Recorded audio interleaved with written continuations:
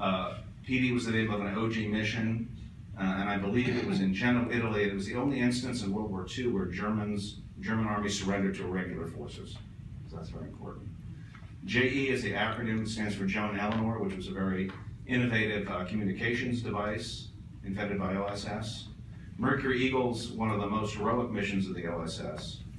Its intent was to try to destroy the Brenner Pass, which was a critical pathway between Italy and Germany. Operation Sussex was an operation that actually took place before D-Day. They sent teams into France, French, British, and Americans to gather intelligence in advance of that invasion.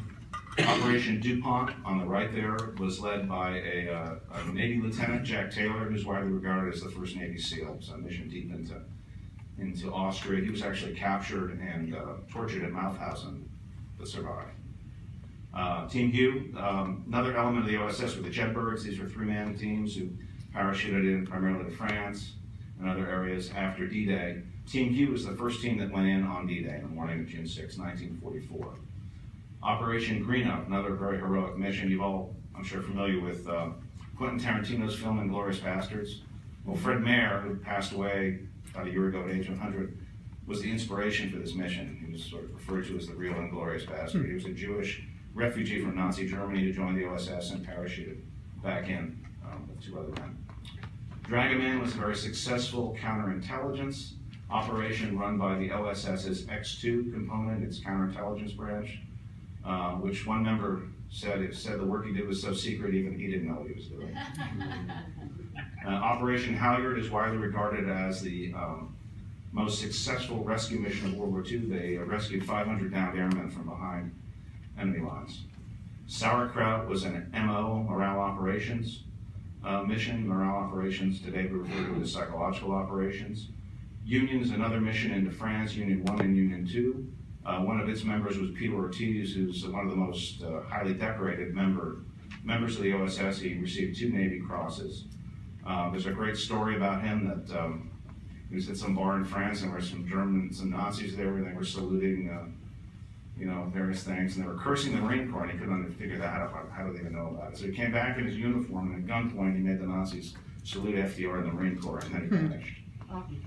Penny Farthing was an intelligence gathering operation before the invasion of southern France, Operation Dragoon, which was widely attributed to be so successful because of the intelligence that the OSS gathered. They knew where everything was.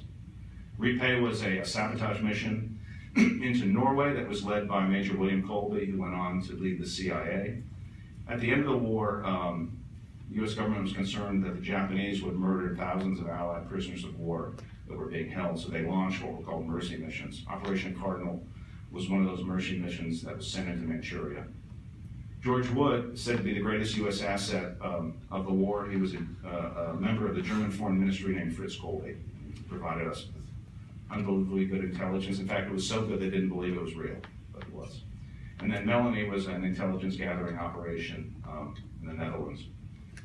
So again, I think we've really, one of the things, to me this design not only communicates some very literal elements of the OSS, but I think it also captures kind of the mystery, the secrecy in a powerful and meaningful way. I was thinking recently there was a component, a little known component in the OSS called the Visual Presentation Branch. No one's ever heard of it.